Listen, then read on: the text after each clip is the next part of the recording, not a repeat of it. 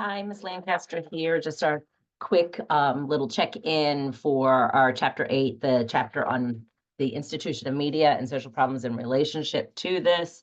I really kind of want to focus on when we're thinking about this chapter that there are problems related to media, but there are also problems in the way that media defines social problems. So when we're looking at social problems in relationship to media, there are specific problems that your book will talk about, right? Some of the problems that it will specifically talk about are violence, basically advertisement, obesity, eating disorders, distracted driving, things like that. But then also we want to focus on how media can shape and create a social problem through the framing that it does, the um, moral panic and media exaggeration. So as you're watching or as you're reading through the chapter, and watching the videos that I've assigned you, the video that I've assigned you, and working on the assignments, I really kind of want you to think about um, three distinct questions about media and social problems. First one is media content and the role of media in defining issues as a social problem. Second is the potential role of media as a cause of a social problem. And third is the emergence of new social problems related to the development of new media technologies. So as media as a social institution, right, its purpose, its function is to provide information. It is meant to be an alert system, but sometimes those alerts can become a form of social problem in themselves. So media does help to construct social problems. A lot of times when people get into this chapter, they immediately think of social media as the biggest problem with media. But there have always been issues with media, even prior to social media. Social media is just one form of media. Newspapers have existed, right? It is, and there have been issues. Television show, television news. Um, all throughout history, there have been different aspects of the way that media has played its part in shaping and constructing what we see as a problem. So conditions that become social problems are composed of interaction, right? Of interacting. So there's the objective dimensions that media is going to share with you, but there's also the subjective aspects that media will also share with you. It is the primary arena in which we receive both types of forms of interaction.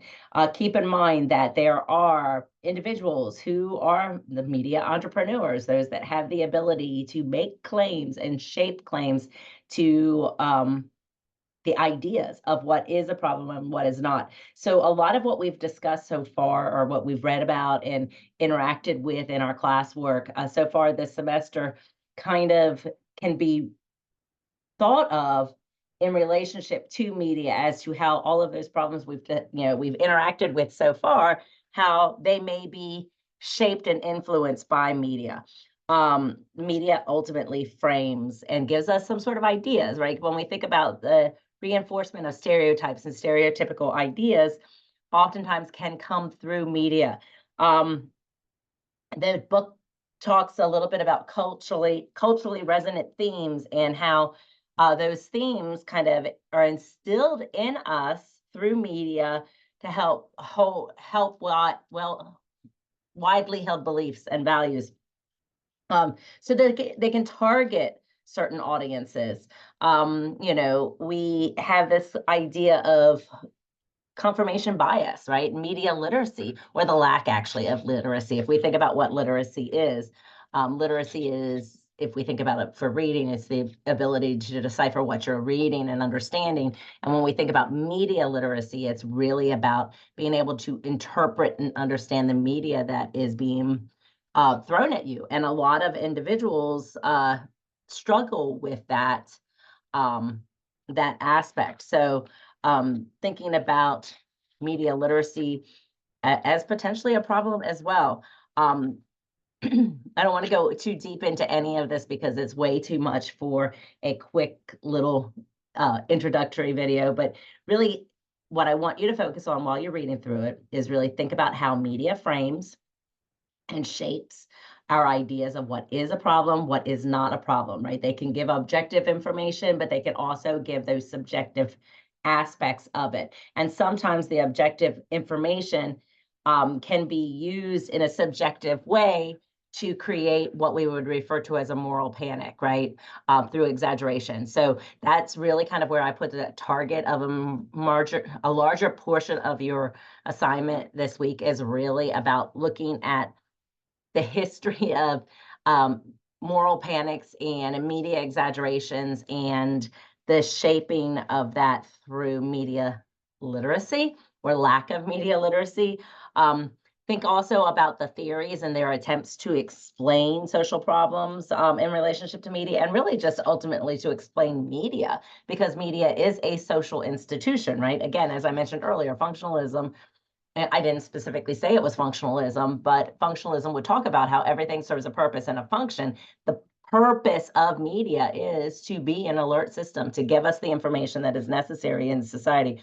It is an alarm system calling attention to issues, right? So recognizing that. However, conflict theory would then kind of really talk about how media is a contested arena, right?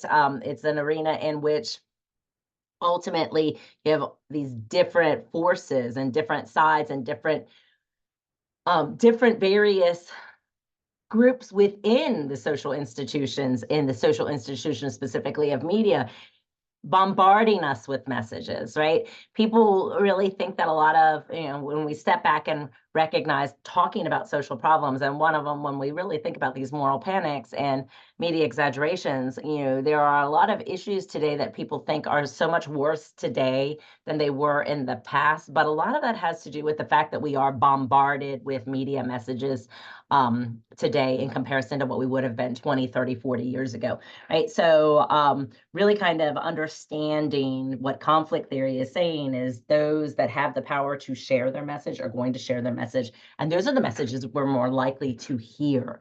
Okay, symbolic interactionism, again, micro-level theory, it talks about how we shape our symbols and our meanings through interaction. The more we interact with certain media, the more it's going to shape our understandings, right?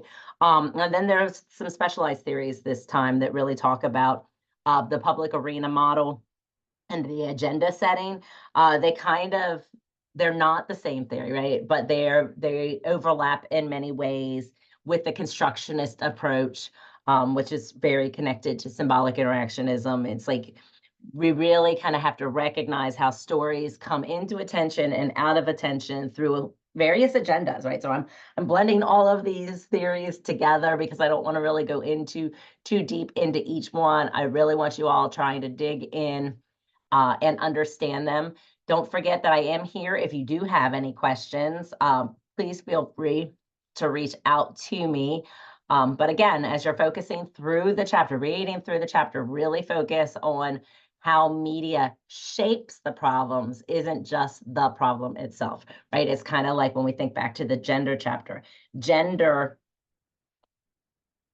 inequality is the problem. Gender shapes the problem, right? The ideas of gender shapes the problem. Gender itself may not necessarily be the problem. So media can create problems and instill problems and reinforce the idea of problems, but media itself may not necessarily be the problem. So I hope you're having a great day. Let me know if you have any questions. Don't forget to, again, finish reading through the chapter, do your Vantage assignments, and then work on the application assignment. All right, have a great day.